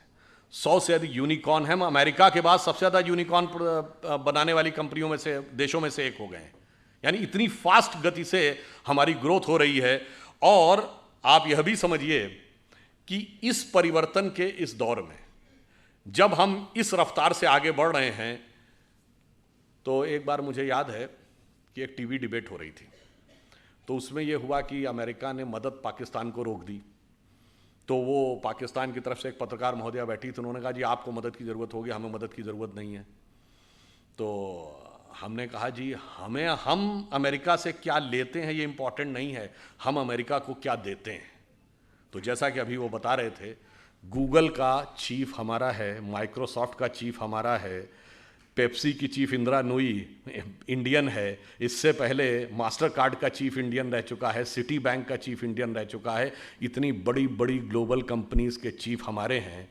मैंने कहा आपके यहाँ भी बहुत सारे चीफ हैं, लश्कर तैयबा का चीफ है, जैश ए मोहम्मद का चीफ है, अलकायदा का चीफ होता है। मैंने कहा इतना बड़ा अंतर है कि हम 75 साल में कहाँ पहुँचे हैं कि अमेरिकन मल्टीनेशनल्स भारत में आती हैं टैलेंट हंट के लिए और अमेरिकन फौजें पाकिस्तान में जाती हैं टेररिस्ट हंट के लिए। कभी ओसामा बिन लादेन मारा जाता है एबटाबाद में, तो कभी पाकिस्तान के बॉर्डर पर अमन अल जवाहिरी मारा जाता है। और इतना ही नहीं, हम अमेरिका को सिर्फ इतना ही नहीं देते हैं। जैसा कि अभी मोहित जी कह रहे थे कि भाई मैं तो बिजनेस का व्यक्ति हूं, तो समाज, राजनीति, आध्यात्म, इस विषय पर तो मैं नहीं बोलूंगा। मैं तो बताता हूं कि बिजनेस और आध्यात्म का भी हमारे यहाँ कैसा कनेक्शन है। हम सब व्हाट्सएप यूज करते हैं, फेसबुक यूज करते हैं, तो उसका ओनर कौन है? Mark Zuckerberg. जो लोग आईफोन यूज करते होंगे पता होगा कि एप्पल का फाउंडर कौन था? Steve jobs. अब ये मार्क जुकरबर्ग ने खुद कहा कि एप्पल के फाउंडर स्टीव जॉब्स ने उनसे कहा था कि अगर जिंदगी में कभी इतना बुरा वक्त आ जाए कि तुम्हें लगे कि तुम्हारा कॉन्फिडेंस ही खत्म हो गया है, पूरी तरीके से हताश हो गए हो, तो ऐसा करना, भारत में जाना, वहां नैनीताल जिले में कैची में नीम करोरी बाबा का एक आश्रम है, वहां जाके तुम्हें एक नई ऊर्जा मिलेगी। और मार्क जुकरबर्ग ने कहा कि मैं आया, वो दौर जब आया और मुझे एक नया कॉन्फिडेंस मिला और जाके फिर मैंने नए सिरे से यह रचना प्रारंभ की। तो हम बिजनेस के साथ साथ हम यह भी देते हैं, तभी हमने कहा कि हम सोने की चिड़िया के साथ साथ जगत गुरु भी बनेंगे, यही हमारा भवितव्य है। परंतु इस अमृत काल से पहले हमें यह भी समझना होगा कि अमृत तो बाद में आता है, सागर मंथन में विष पहले आता है। बहुत सारा विष हमारे दिमागों में भरा हुआ है। जो अभी उल्लेख किया गया कि प्रधानमंत्री जी ने 5 प्रण कहे, तो पहला प्रण क्या था? कि हमें विकसित राष्ट्र बनना। अब छोटी मोटी बात नहीं सोचनी, जिसके विषय मैंने बताया। दूसरा प्रण क्या था? गुलामी की हर चीज को छोड़ना है। और यह बात उन्होंने ऐसे ही नहीं कही। नॉर्मली सरकारें आती हैं, वो कहती हैं हमने इतने नए नियम और बना दिए। हमारी सरकार ने पिछले 8 साल में 1500 से लेकर 1800 पुराने नियम समाप्त कर दिए, जिनकी कोई जरूरत नहीं थी। और कैसे कैसे नियम? एक बार अमित शाह जी ने मुझे बताया कि जब वो गुजरात के गृह मंत्री थे, तो 1965 के युद्ध के समय क्या होता था कि पाकिस्तान अपनी तरफ से गुब्बारों के द्वारा कुछ पैम्फलेट्स भारतीय क्षेत्र में छोड़ देता था। उनका कहना था 2001 तक उसकी रिपोर्ट बन के आती थी कि इस हफ्ते कोई गुब्बारा या उसके द्वारा कोई पैम्फलेट भारत के क्षेत्र में नहीं लाया गया, और उसके लिए भी ड्यूटी लगी रहती थी। ये उदाहरण है कि कितने रिडंडेंट यानी कालबाह्य नियम भी थे, उन सबको समाप्त किया। उसके बाद आगे बढ़े तो जो पुरानी चीजें हैं रिडंडेंट हो गई हैं, उनको समाप्त करने की भी जरूरत थी। पर हमारे मन में विष कैसे भरा रहता है, मैं आपको एक उदाहरण देना चाहता हूं आप ही के क्षेत्र से। यहां अहिल्याबाई होलकर जी का पुण्य स्थान है। आपने अहिल्याबाई जी का नाम किसके नाम पे पढ़ा? अहिल्या जी के नाम पे पढ़ा। हम सब ने वो कहानी सुनी। गौतम ऋषि की पत्नी अहिल्या थी, इंद्र ने आकर संपर्क स्थापित कर लिया, इसलिए वो पत्थर बन गई। फिर भगवान राम के द्वारा उनकी मुक्ति हुई। कितना गलत है, महिलाओं के साथ कितना अत्याचार होता था, यही दिमाग में भरा हुआ है ना। पर आप में से किसी ने कभी ध्यान दिया कि अहिल्या शब्द और गौतम शब्द और राम शब्द का अर्थ क्या है? अहिल्या का अर्थ होता है जिसे हिलाया ना जा सके। देखिए, ये सब हमारे अंदर की चेतना के द्वंद्व का प्रकटीकरण है। क्योंकि जब भगवान जन्म लेते हैं तो केवल एक सामान्य, उसी लिए लीला क्यों कहते हैं, वो एक एक जून के जीवन की घटना हमारे अंदर की चेतना का एक प्रकटीकरण है। मन की वह अवस्था जिसे विचलित नहीं किया जा सके, जिसे जरा भी हिलाया ना जा सके, वह है अहिल्या। जब मन उस अवस्था में पहुंचता है। अहिल्या किसकी पत्नी है? गौतम ऋषि की। तम शब्द का अर्थ क्या है? अंधकार। गौ का अर्थ होता है जाना। जब आप अंधकार के परे चले जाते हैं और ज्ञान के प्रकाश का साक्षात्कार करते हैं, तब चेतना उस अवस्था में पहुंचती है जिसे विचलित नहीं किया जा सकता। यह गौतम और अहिल्या के पति पत्नी होने का अर्थ है। और इसमें एक और बात है, आपको नहीं पता होगा, यह अंग्रेजी का जो गो शब्द है ना, जिसका मतलब है जाना, वो संस्कृत के गो से निकला है। यही गो शब्द का अर्थ है जाना। गौतम का यही अर्थ है, तम के परे जाना। 10 बार आया है रामचरितमानस में, गो गोचर लग जा मन जाई तो जानो माया भरमाई। मगर हमारे दिमाग में भरा है कि गो अंग्रेजी का शब्द है। हमारे यहाँ गोचर, ग्रहों की गति को गोचर कहते हैं ना। आज का गोचर, ज्योतिषी से पूछे, कहता आज का गोचर, ये सब गो शब्द जाने से बना है। अब इंद्र कौन है? इंद्र शब्द का अर्थ जानते क्या है? बहुत बार हम लोगों ने सुना, खूब हमारे यहाँ कहानियों में है कि जैसे ही कोई एक ऋषि तपस्या करने लगा तो इंद्र ने जो है अपना अप्सराएं भेजकर उसकी तपस्या भंग करने का प्रयास किया, क्योंकि इंद्र का आसन डोलने लगा। इसका क्या अर्थ है? इंद्र शब्द का अर्थ जानते क्या है? आपने ईंधन वर्ड सुना है? फ्यूल के लिए यूज होता है, सोर्स ऑफ एनर्जी। ये ईंधन शब्द इंद्रन शब्द का अपभ्रंश है। इंद्रिय शब्द इंद्र से निकला है। हमारी सारी सांसारिक इंद्रियों की जो सोर्स एनर्जी है, दैट इज इंद्र। और जब कोई तपस्या करता है तो इसका अर्थ क्या हुआ? वो इंद्रियों को कंट्रोल करने की कोशिश करता है, तो इंद्र का आसन डोलता है, यानी इंद्रियों की सत्ता कमजोर पड़ती है। तो बाय लॉ ऑफ इनर्शिया इंद्रियां सबसे ज्यादा तेजी से उसके ऊपर इनर्शिया बैक फोर्स मारती हैं। और वो सबसे ज्यादा किस पे मारेंगी? मानसिक रूप से मानेंगे, क्योंकि मन सबसे प्रबल इंद्रिय है। इसीलिए कभी आपने ध्यान ही नहीं दिया होगा कि अप्सराओं के नाम क्या? मेनका, जहां पर मन एकाग्र हो, उर्वशी, हृदय को वश में करने वाली। ये सब प्रवृत्तियां हैं जो जाकर हमारे मन पर अटैक करती हैं। तो जैसे ही इंद्रियों की शक्ति, जब आप अंधकार के परे चले गए और उसे विचलित नहीं किया जा सकता था, यदि इंद्रियों की शक्ति के प्रभाव में आ गए तो क्या हुआ? पत्थर का क्या हुआ? चेतना शक्ति का लोप हो गया। आप पदार्थ यानी सांसारिक शक्ति के रूप में रह गए। जो आध्यात्मिक चेतना थी वो चली गई। अब आध्यात्मिक चेतना दोबारा कब मिलेगी? राम शब्द का अर्थ जानते क्या होता है? हिंदी या संस्कृत में शब्द है, रम धातु से बना है, जिसका अर्थ होता है रमना। रमनते इतराम, रमणीक स्थान, रमता जोगी। यानी किसी भी चीज जिस चीज में सेटल्ड होती है उसको रमना कहते हैं। इसीलिए राम शब्द का तात्विक अर्थ है रमनते इतरामा, अर्थात वह तत्व जिसमें सारा संसार सेटल्ड है। फिर यानी वही divine element which beholds the entire universe, फिर जब उसके साथ दोबारा संपर्क होगा, that conscious energy will revive और वर्ल्ड एनर्जी विल डिसअपियर। मगर हमारे दिमाग को क्यों, अब ये क्यों, किन्हों ने पढ़ाया गया जानते हैं क्यों? 1854 में कॉल मार्क्स ने एक आर्टिकल लिखा था शिकागो हेराल्ड ट्रिब्यून में कि हिंदू जाति चाहे जितनी भी समृद्ध हो, पर वो नंदी, बैल, बंदर, हनुमान और हाथी गणेश को पूजने वाले इसी लायक थे कि उनके ऊपर हुकूमत की जाए, क्योंकि वो मूर्ख थे। मान्यवर, हम मूर्ख नहीं थे, इतना समझने लायक बुद्धि आपके पास नहीं थी, क्योंकि आपने ना कभी भारत में आए, ना आपने भारतीय संस्कृति पढ़ी, ना आपने संस्कृत पढ़ा, और आपने कुछ नहीं पढ़ा, और उसके बावजूद बैठे बैठे व्याख्या दे दी। और मैं पुनः यह बात चुनौती से कहता हूं, किसी मार्क्सवादी ने वैदिक संस्कृत पढ़ी ही नहीं। जैसे कोई आईआईटी या इंजीनियरिंग कॉलेज में जाकर बीटेक करे नहीं और इंजीनियरिंग पे भाषण देने लगे, उसी प्रकार कोई मार्क्सवादी बताए उसने किस वैदिक गुरुकुल में जाकर वैदिक संस्कृत पढ़ी है और फिर वेदों पे कमेंट्री की है, अंग्रेजी में पढ़ के वेदों पे कमेंट्री की है। ऐसे महान महान लोग हैं। और वो मैं उदाहरण बताना चाहता हूं, जब राम जन्मभूमि का मुकदमा चल रहा था, ये सुप्रीम कोर्ट की नहीं, जब Lucknow bench of Allahabad high court में चल रहा था, तो दोनों पक्षों से कहा गया कि आप अपने अपने इतिहासकार ला सकते हैं।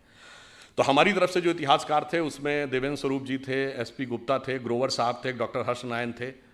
उधर से ऑब्वियस कौन थे? सूरज भान थे, आर.एस. शर्मा थे, रोमिला थापर थी, यही सब लोग जिनको डी.एन. झा वगैरह, ये लोग स्वयं नहीं अपीयर होते थे, अपने प्रतिनिधियों के थ्रू होते थे। अब भाई देखिए, कोर्ट में तो राजनीति नहीं चलेगी। कोर्ट ने पूछा कि आप राम मंदिर के मुद्दे के ऊपर आए हैं, तो आप पहले ये बताइए कि आपका हिस्ट्री में विषय क्या है, एंशिएंट इंडिया विषय है क्या? तो उसमें से ज़्यादातर लोन लिख के दीजिए एंशिएंट इंडिया हमारा विषय नहीं है। अब वहाँ खुदाई का विषय था, तो आपको पता होगा हिस्ट्री में 2 ब्रांच होती है ना, आर्कियोलॉजी एंड कल्चर। तो आर्कियोलॉजी खुदाई से डील करती है। उनसे पूछा गया आर्कियोलॉजी के एक्सपर्ट हैं? नहीं जी, हम उसके एक्सपर्ट भी नहीं, हमें आर्कियोलॉजी नहीं आती, यानी खुदाई वाला विषय हमें नहीं पता। चलिए, तो कल्चर का पता होगा। अब कल्चर तो किसी लैंग्वेज में लिखा रहता है, सारे डॉक्यूमेंट्स 2 ही भाषाओं में थे, संस्कृत और फारसी। और मजे की बात है, सबने ये लिख के दिया है कि फारसी नहीं, उन्हें संस्कृत भी नहीं आती है। यानी ना खुदाई जानते थे, ना लिखाई जानते थे, और दावा ये सारी खुदाई जानते थे। वो आके हमको समझाते थे। जबकि हमारी तरफ से लोग ऐसे थे जो संस्कृत भी जानते थे, फारसी भी जानते थे। डॉक्टर हर्षनारायण श्रीवास्तव को मैं व्यक्तिगत रूप से जानता हूं, वो जितने बड़े संस्कृत के विद्वान थे उतने बड़े फारसी के विद्वान थे। इसलिए जब बाबरी मस्जिद वाले कोई डॉक्यूमेंट देते थे फारसी का और उसका ट्रांसलेशन करके देते थे, तो डॉक्टर हर्षनारायण को दिया जाता था टू वेट दैट ट्रांसलेशन, कि भाई जो ये ट्रांसलेशन है ये यही है या इसमें कोई एक आध नुक्ते का हेर फेर है। इससे आप समझिए कि किस प्रकार की चीजें हमारे दिमागों में भरी गई और हमारा दिमाग किस तरीके से उन सारी चीज़ों से इफेक्ट हो गया, और किन लोगों ने भरी जिनको उसका कुछ भी ABCD नहीं आती थी। वैसे ऑन द लाइटर नोट में कहूँ, जब ये देवी अहिल्या जी वाला उल्लेख आता है तो तुलसीदास जी का जो पूरा साहित्य है ना, वो पूरा एक गंभीर राम भक्त साहित्य माना जाता है। पर एक ही आध जगह तुलसीदास जी ने हास्य रस का भी उल्लेख किया है। कवितावली में वो लिखते हैं कि जब भगवान राम चित्रकूट पहुँचते हैं तो वहाँ के जब साधु सन्यासियों को पता चलता है कि भगवान राम आए हैं, तो वो बेचारे वर्षों बरस से व्रत कर रहे थे, तपस्या कर रहे थे, तो उनको लगा कि इनके पैर के स्पर्श होने से कोई पत्थर की शिला स्त्री बन जाती है। तो सब एक एक शिला लेके आ गए कि शायद ये एक सुंदर स्त्री बन जाए तो मेरा भी जीवन जो कष्ट का है कोई मुझे भी अच्छे ढंग से हमारा सहयोग करने के लिए मिल जाए। तो उसको उन्होंने लिखा है कि विंध्य के वासी उदासी तपोव्रत धारी महाबिनु नारी दुखारे, और गौतम तीय तरी तुलसी सो कथा सुनिबे मुनि वृंद पखारे, होए हैं शिला सब चंद्रमुखी परसे पद मंजुल कंज तिहारे, और कीन भली रघुनायक जीव करुणा करी कानन को पगधारे। तो मतलब उन्होंने हास्य का भी प्रयोग किया। ये तो एक चीज हुई। अब दूसरी बात आई है, जिस जमाने में देवी अहिल्याबाई होलकर यहां पे रूल कर रही थी, 18th सेंचुरी, आपको पता है उस समय यूरोप में क्या था? 1542 से वहां पर विचक्राफ्ट एक्ट था। विचक्राफ्ट एक्ट का मतलब होता किसी भी महिला को चुड़ैल घोषित करके जला दिया जाता था। और वो समय जब भारत में चाहे रानी अहिल्याबाई हो, रानी दुर्गावती हो, कित्तूर की रानी चेन्नम्मा हो, वो मध्यकाल का दौर, चाहे छोटे मोटे राज्यों की रानी अबक्का हो या रानी लक्ष्मीबाई हो, वो यहां शासन कर रही थी। और वो लोग, और कौन, कोई भी चर्च घोषित कर देता था कि ये चुड़ैल है और उसको जला दिया जाता था। ये बाई पार्लियामेंट ये एक्ट था, ये ब्रिटिश पार्लियामेंट का एक्ट है। और आपको पता है वो एक्ट कब तक रहा है? 1951, 1951 में वो एक्ट रिपील किया गया है। और वो लोग हमको ज्ञान देते थे कि महिला समानता आपके यहां नहीं है, महिला समानता तुम्हारे यहां थी। आपको पता है अंग्रेजी का ये शब्द विच हंट आप सबने सुना होगा। ये विच हंट शब्द उसी विचक्राफ्ट एक्ट से निकला है कि किसी भी औरत को विच घोषित करके फिर उसको पकड़ना और पकड़ के मौत के घाट उतार देना। हकीकत यह है कि विच हंट करने वालों ने हमारे खिलाफ विच हंट किया है कि हमें कहां कहां पे नीचा दिखाया जा सकता है। और इसलिए मैं ये कहना चाहता हूं, हमारे यहां स्थिति ये थी, ये तो हुई रूल करने की बात। वैदिक काल में 20-22 ऐसी विदुषी महिलाएं हैं, गार्गी, अपाला, लोपमुद्रा, मैत्रेयी, जिन्होंने बाकायदा वेदों पर व्याख्यान किया है, शास्त्रार्थ किया है। याज्ञवल्क्य का गार्गी के साथ शास्त्रार्थ, संध्या का ऋषि मेधातिथि के साथ शास्त्रार्थ। हम चुनौती के साथ कहते हैं दुनिया में कोई दूसरी धर्म संस्कृति बताइए जो धर्म ग्रंथ के ऊपर पहले तो डिस्कशन का पावर देती हो और डिस्कशन का पावर महिला को देती हो। फिर उन्होंने हमको समझाया कि साहब आप जो थे वो समानता नहीं देते थे। और उससे भी बड़ा, मैं पहले भी कई बार बता चुका हूं कि सबसे प्रख्यात शास्त्रार्थ कौन है? आचार्य शंकर और मंडन मिश्र का। और उसमें न्यायाधीश कौन थी? मंडन मिश्र की पत्नी उभय भारती। अब बताइए दुनिया में कहीं ऐसा है कि धर्म के ऊपर, धर्म ग्रंथ पे डिस्कशन का स्कोप हो और उसकी डिस्कशन के स्कोप में पार्टिसिपेट करने का ही नहीं, ज्यूरी बनने का, चीफ ज्यूरी बनने का अधिकार किसी स्त्री को होता हो? यह सिर्फ हमारे यहां था। इसलिए उसके बाद हमें यह समझाया गया कि साहब नहीं, आप जो थे वो समानता के पक्षधर नहीं थे, हम समानता के पक्षधर थे। जबकि हमारे यहां तो महानता यह है कि विश्व की किसी भी सभ्यता या संस्कृति की कल्पना की पराकाष्ठा क्या होती है? वो होती है उस संस्कृति के द्वारा की गई ईश्वर की परिकल्पना। और मैं विनम्रता से पर दृढ़ता से कहता हूं, विश्व की सभी संस्कृतियों में ईश्वर सिर्फ पुरुष है। स्त्री तत्व का कोई स्थान ईश्वर में नहीं है।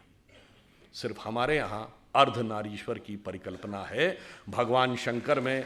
और वो किस प्रकार का स्वरूप है जिसको कालिदास ने अपने कुमार संभवम के प्रथम श्लोक में लिखा है, वागार्थमि संप्रक्त रघुवंश में, वागार्थमि संप्रक्तो वागार्थमि प्रतिपतये जगतः पितरो वंदे पार्वती परमेश्वरो। अर्थात भगवान शंकर में शंकर पार्वती के रूप में वह अर्धनारीश्वर स्वरूप उस प्रकार मिलकर संसार की रचना करता है जैसे वाक और अर्थ, जैसे कविता में शब्द और अर्थ।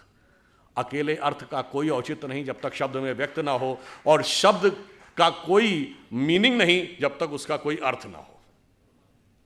तो आप ये समझिए कि इस प्रकार का जहां पर इवन अगर आप में से जो लोग हिंदी साहित्य पढ़े होंगे तो निराला की वो प्रसिद्ध कविता आपको याद होगी ना, तुम तुंग हिमालय श्रृंग और मैं चंचल गत सुर सरिता, तुम विमल हृदय उच्छ्वास और मैं कांत कामिनी कविता। तो आप ये सोचिए, जहां पर इतना सुंदर सामंजस्य, जहां पर कोई स्थान ही नहीं, वो आके हमको ये समझाते हैं कि साहब आप जो थे वो समानता के पक्षधर नहीं थे। अब दूसरी चीज हमें क्या समझाया जाता है, जो विष हमें अपने दिमागों से निकालना है, कि हम ज्ञान के नहीं थे, हम वैज्ञानिक नहीं थे, हम अवैज्ञानिक थे, हम इलॉजिकल थे। और जबकि फैक्ट ऑफ द मैटर है कि आप ये देखिए, जितने बड़े बड़े विज्ञान की खोज हुई, अब उदाहरण के लिए मैं सिर्फ ये बताना चाहता हूँ, ये अगस्त का महीना एक और चीज़ के लिए भी जाना जाता है। मैं सिर्फ आपको दो उदाहरण दूंगा। एक, एटम बम का पहली बार प्रयोग 6 अगस्त को हिरोशिमा पे हुआ था। Who was considered the father of the atom bomb? Robert Oppenheimer. और जब 16 जुलाई 1945 को अमेरिका में बिकनी हिल पे पहला एटम बम का सक्सेसफुल प्रयोग हुआ था, उसको देखने के बाद रॉबर्ट ओपेनहाइमर ने पहला शब्द बोला था कि मुझे भगवत गीता का वह श्लोक याद आ रहा है जिसमें भगवान ने कहा है, यदि सृजन मैं हूं तो विनाश भी मैं ही हूं। वह वेद और गीता को पढ़ता था। कौन? Father of the atomic. और आजकल फिल्म चली हुई ना रॉकेटरी, आप में से बहुतों ने देखी होगी। सबसे कठिन विषय विज्ञान का किसको माना जाता है? Rocket science. अब आपने कभी सुना है कि father of the rocket science किसको कहा जाता है? एक जर्मन वैज्ञानिक था, वर्नर वॉन ब्रॉन, जिसने सबसे पहले रॉकेट इंजन बनाया, उसको कहा जाता father of the rocket science. और वर्नर वॉन ब्रॉन का जो गुरु था वो एक जर्मन साइंटिस्ट था जिसका नाम था हर्मन ओबर्थ। और हर्मन ओबर्थ ने यह कहा है कि वो ज्ञान के लिए वेद और उपनिषद को पढ़ता था। यह बात जानते हैं कहां लिखी है? एक यूरोपियन साइंटिस्ट है, इरिक वॉन डाइकन, जिसने अपनी किताब चैरियट्स ऑफ गॉड में लिखी है। यानी रॉकेट साइंस, जिसको सबसे कठिन साइंस माना जाता था, उसके फादर यानी फादर ऑफ रॉकेट साइंस का गुरु कहता है कि हम ज्ञान के लिए वेदों को पढ़ते थे। और यह कहने वाला एक यूरोपियन साइंटिस्ट है, इसमें कोई इंडियन नहीं है और संघी भाजपाई तो कोई नहीं है। आप समझिए, ज्ञान का इतना बड़ा स्रोत जहां पर हो, और वहां पे हमको यह समझाया जाता है कि साहब अब ये बताइए, धरती गोल है। ये क्या कहा जाता है कि साहब पहले यूरोप वालों ने हमको बताया कि धरती गोल है, जबकि मैं किसी के भावना आहत नहीं करना चाहता, पर लिखा तो वहां किताब में आज तक है कि धरती चपटी है और धरती स्थिर है। खैर कोई बात नहीं। हमारे यहां ज्योग्राफी को हिंदी में क्या कहते हैं? तो नाम से ही गोल है, मतलब कहीं कोई संदेह ही नहीं है कि गोल था। दूसरा, आपने वाराह अवतार देखा होगा, तो वाराह के दांत में फंसी हुई धरती गोल है कि चौकोर है? तो सदैव से गोल है। उसके बावजूद हमें समझाया जाता है कि गोल धरती है, ये उन्होंने हमको बताया। इसलिए मैं आपसे कहना चाहता हूं कि इतना ज्यादा हमारे दिमागों में विष भरा है, हमें कभी यह बात समझ में नहीं आती है कि विष किस किस करीने से भरा गया है। अब वो सिर्फ ऐसा नहीं है कि पाठ्य पुस्तकों से भरा गया है, अरे वो हमें लेखों से, कहानियों से, फिल्मों से, सबसे हमारे दिमाग में भरा गया है। और वो इस ढंग से भरा गया है कि हमें तो पता भी नहीं लगता है कि ये कब हमारे दिमाग में इम्प्रिंट कर दिया गया। जैसा कि मैं पहले भी कई बार बोल चुका हूं, 1970 के बाद की एक फिल्म बताइए जिसमें भगवा वस्त्रधारी पॉजिटिव रोल में हो। बाकी तो छोड़िए, कंठी माला पहने हुए, धोती कुर्ता पहने हुए, तिलक लगाए हुए व्यक्ति पॉजिटिव रोल में हो। चुनौती से पूछता हूं, typical attire of a villain. और छोड़िए, पूर्ण भारतीय वेशभूषा की महिला, यानी जो सिंदूर भी लगाए हो, बिंदी भी लगाए हो, मंगलसूत्र पहने हो, साड़ी पहने हो, वो एक दुष्ट सास या भाभी होगी। देख लीजिएगा, सब टीवी सीरियल से लेके और फिल्मों तक। और जो अंग्रेजी बोलने वाली कोई भी, या जिसके पूरे उसमें आचरण में और वेशभूषा में कोई भारतीय चित्र नहीं दिख रहा होगा, वो सबसे बेहतर होगी। कभी आपने सोचा? इतना ही नहीं, बताइए, ज्यादातर फिल्मों में प्रोफेसर बेवकूफ ही होगा, सनकी होगा, वो वीरू सहस्त्रबुद्ध ही होगा। बताइए साइंटिस्टों को, सिर्फ आप ये मंगलयान और रॉकेटरी जैसी फिल्में छोड़ दीजिए जो साइंटिस्टों पे बेस्ड थी, हमेशा साइंटिस्ट सनकी दिखाया जाएगा। हमेशा फौजी जो डिसिप्लिन होगा, उस डिसिप्लिन फौजी का मजाकिया दिखाया जाएगा। 80% फिल्मों में सरदारों का मजाक उड़ाया जाएगा। कभी आपने एक कलेक्टिव सोचा है कि कितने करीने से हमारे दिमागों में, और धर्माचार्य तो धूर्त तो होगा ही होगा, इसमें तो कहीं कोई किंतु परंतु ही नहीं है। आप ये सोचिए कि किस ढंग से हमारे दिमागों में चीज भरी जाती है, और वो सिर्फ इतनी ही नहीं होती है, वो लैंग्वेज तक हमारे दिमाग में ऐसी भरी जाती है कि हम वो भूल जाते हैं पिछले 3 पीढ़ियों से सुनते सुनते इबादत, मोहब्बत, इश्क, ये सब शब्द जो हमारे परदादाओं ने कभी नहीं सुने थे, वो सब हमारे दिमाग में ऐसे बस गए कि अगर हम शुद्ध हिंदी के कोई शब्द प्रयोग करने लगें तो लोग उसके ऊपर कहने लगते हैं, अरे भाई ये आप क्या करने लगे, सरल हिंदी बोलिए। सरल हिंदी का मतलब क्या? जिसमें अंग्रेजी और फारसी के शब्द मिले हुए हों, वो सरल हिंदी है। और सरल हिंदी और शुद्ध हिंदी से अंतर क्या पड़ता, मैं उदाहरण देना चाहता हूं। मैं परसों, अभी आपने बताया ना, आज तक ने सर्वे किया था, तो उसमें भारत और काल और अमृत शब्द 3 बार आया था, वो सबसे ज़्यादा 3 शब्द जो आए थे। उसी समय बाई चांस वो दिखाने लगे कि कोलकाता में स्वतंत्रता दिवस मनाया जा रहा था, तो पहले हेलीकॉप्टर से फूल बरसाए गए, तो क्या कह रहे थे, पुष्प वृष्टि करो। अब अगर आपने संस्कृत में हिंदी पढ़ी तो समझने में कोई समस्या नहीं आएगी, पुष्प वृष्टि। फिर वो कह रहा है अपूर्व दृष्टि, ये अपूर्व दृष्टि दिखाई पड़ रही है। तो जब आप संस्कृत निष्ठ हिंदी पढ़ते हैं तो भारतीय भाषाओं के साथ ज़्यादा जुड़ते चले जाते हैं, ना कि डिस्कनेक्ट होते चले जाते हैं। मैं दिल्ली में एक बार प्रेस कॉन्फ्रेंस के दौरान मैंने एक शब्द वितंडावाद प्रयोग किया, और आपको आश्चर्य होगा कि जितने अंग्रेजी के पत्रकार थे दिल्ली के, उन्होंने कहा what is the meaning of this word वितंडावाद। और ये मेरे लिए आश्चर्य का विषय था कि तमिलनाडु और आंध्र प्रदेश के पत्रकारों ने कहा कि तेलुगु और तमिल दोनों में वितंडवाद शब्द है, और उसी अर्थ में जिस अर्थ में हिंदी में प्रयोग होता है। अब बताइए, शुद्ध हिंदी बोलने से आप भारतीय भाषाओं के नजदीक जाते हैं कि दूर जाते हैं? आप मुंबई जाते हैं तो क्या लिखा रहता है, छत्रपति शिवाजी अंतर्राष्ट्रीय विमानतल, और हिंदी में हवाई अड्डा। हवाई अड्डा बेहतर हिंदी, विमानतल। आप शुद्ध हिंदी पढ़ेंगे तो विमानतल में कोई समस्या नहीं आएगी। हम कहते हैं अस्पताल, वहां लिखा रहता है रुग्णालय। रुग्ण का मतलब रोगी होता है। आप अगर संस्कृत निष्ठ हिंदी पढ़े होंगे तो आपको कोई समस्या नहीं आएगी। और ये मैं आपको एक उदाहरण भी बताता हूँ। जब सुषमा स्वराज जी थी तो एक बार हमने उनसे पूछा कि आपने इतनी जल्दी कन्नड़ कैसे अडॉप्ट कर लिया, आप कन्नड़ में भाषण कैसे देने लगी थी? तो इससे पहले कि वो बोलती, उनके पति ने कहा कि इनका संस्कृत का बेस बहुत स्ट्रांग था, तो सबसे पहले कन्नड़ में बहुत सारे शब्द जो संस्कृत के हैं उन शब्दों को पिकअप किया और उनको केंद्रित करके भाषण का निर्माण किया, और उसके बाद भाषण लिखा देवनागरी लिपि में, और उसके बाद उन्होंने बहुत जल्दी अडॉप्ट करके बोलना शुरू कर दिया। तो आप सोचिए कि ये भाषा किस ढंग से जोड़ती है, और भाषा किस ढंग से आपके दिमाग को पल्यूट भी करती है। उदाहरण के लिए अगर आप देखें, आज एक और भी खतरा चल रहा है। आज आपने देखना शुरू नहीं किया कि हर टीवी एड में भी ये छोटे छोटे बच्चे, 7 या 8-9 साल का बच्चा अपने माँ बाप को ज्ञान देता है। ये क्यों है? आपको लगता है ये ऐसे ही हल्के में है? नहीं, ये एक सोची समझी रणनीति है, क्योंकि परिवार को तोड़ना है।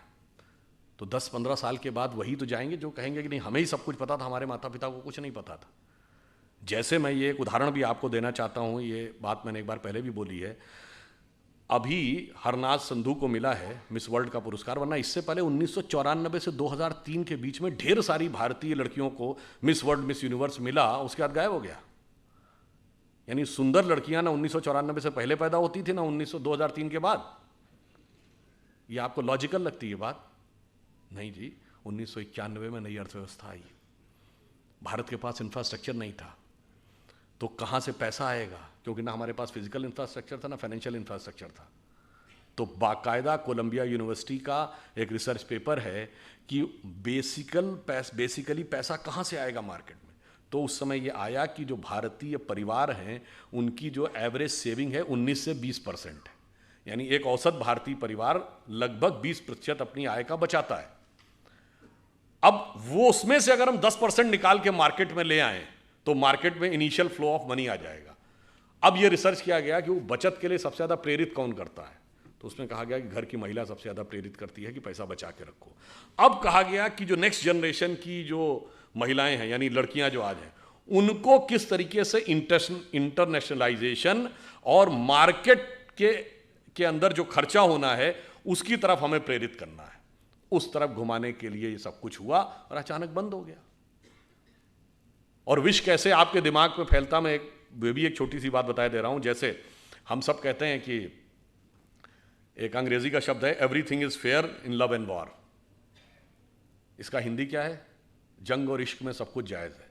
ये हिंदी का कोई भी शब्द नहीं है। जंग हिंदी का शब्द है ना, इश्क हिंदी का शब्द है ना, जायज हिंदी का शब्द, सब फारसी के शब्द है। कभी आपने हिंदी या संस्कृत या किसी अन्य भारतीय भाषा में ऐसी कोई कहावत सुनी है कि युद्ध और प्रेम में सर्वथा सब कुछ उचित अनुचित है? ऐसा होता ही नहीं है, क्योंकि भाषा आपके दिमाग में एक संस्कृति भी लाती है। हमारे यहां युद्ध का एक धर्म है और प्रेम का एक त्याग है। इसलिए जिन्होंने कहा कि everything is fair in love and war, तो वहां आतंकवाद भी जायज है और फिर एसिड फेंकने वाले भी जायज है। इसलिए हमारे यहां ऐसा नहीं था। इसलिए हमें यह भी ध्यान रखना होगा, हम अपने बच्चों को यह भी समझाएं कि जब वो बहुत सारे प्रकार के तर्क वितर्क करते हैं। एक छोटी सी बात और आपको बताता हूं, तो उसको समाप्त करते हैं। देखिए, हम सभी कोई भी कार्य शुरू करते हैं तो पहला श्लोक क्या बोलते हैं? वक्रतुंडी महाकाय सूर्य कोटि संप्रभा। ये वक्रतुंडी ही क्यों है? किसी ने कभी ध्यान दिया कि सूंड जो है वो मुड़ी हुई क्यों होनी चाहिए, सीधी क्यों नहीं होनी चाहिए?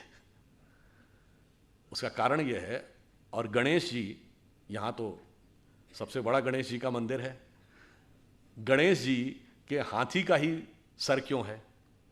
कारण यह है कि हाथी के सर में और उनके एक ही दांत क्यों है? चूहे की सवारी क्यों है? उसका कारण यह है कि गणेश जी का पूरा स्वरूप हमारे अंदर की कुंडलनी जागरण की प्रक्रिया का स्वरूप है। इसीलिए सूंड जो है कुंडलनी का प्रतीक है। हाथी का सर इसलिए है कि हाथी के मस्तक में गजमुक्ता होती है, और दो दांत की बजाय एक दांत, और एक दांत भी टूटा हुआ है। वो इसलिए वक्रतुंडी इसलिए कि जो आपकी शक्ति है, जब आप कभी ध्यान लगाते होंगे तो हमेशा वो डाउनवर्ड टेंडेंसी की तरफ होती है। आपका मन हमेशा नीचे व्यर्थ की सांसारिक चीजों की तरफ भागता है। जब आप उसको नियंत्रित करके ऊपर की तरफ कर लेंगे, तब आध्यात्मिक उन्नति का मार्ग प्रशस्त होगा। इसलिए गणेश जी की सूंड हमेशा वक्रतुंडी यानी ऊपर की तरफ मुड़ी हुई है। और जब आप मूलाधार, स्वादिष्ठान, अनाहत, आज्ञा चक्र पे आते हैं, चौथे चक्र के बाद की यात्रा अब द्वैत के साथ नहीं हो सकती। संसार और ईश्वर एक साथ नहीं चलते, एक के साथ संबंध तोड़ना पड़ेगा। इसलिए एक दांत और वो टूटा हुआ है, आगे की यात्रा अद्वैत से होगी। और अब जाके जरा चेक करिएगा, अद्वैत का अर्थ होता है अंग्रेजी में नॉन डुअलिटी। एक वेबसाइट है, जाके चेक करिएगा, SAND, science and non duality. और वो जानते हैं, उसका आप वेबसाइट पे जाएंगे तो पहले ही शीर्षक में क्या लिखा? ओम is equal to MC²।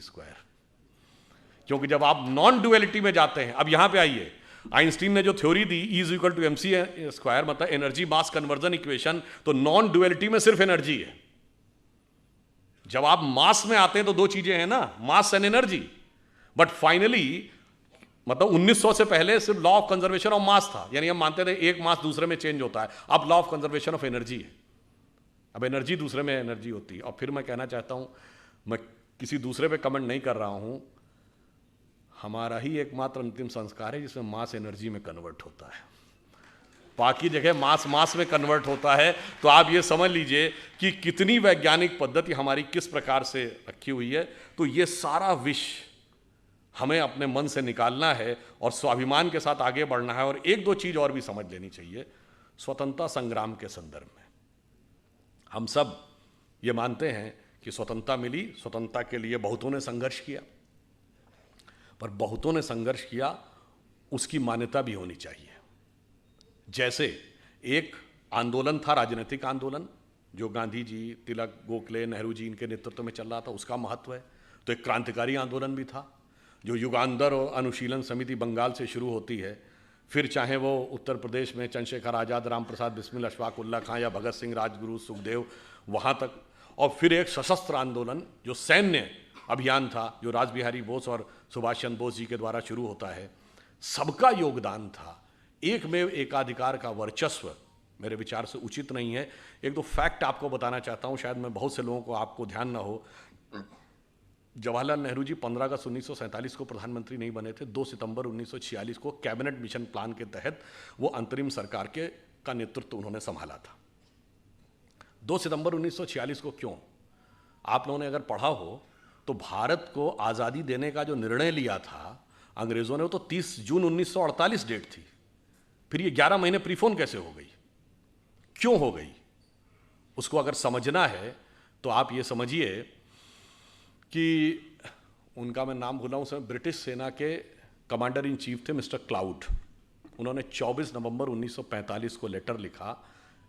World war खत्म हो चुका था, 25 लाख की फौज थी भारत की, जिसमें ब्रिटिश सैनिक सिर्फ 40,000 थे।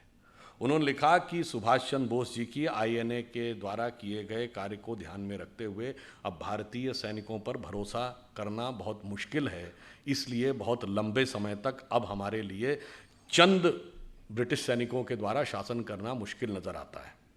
ठीक, यह है नवंबर 24, 1945।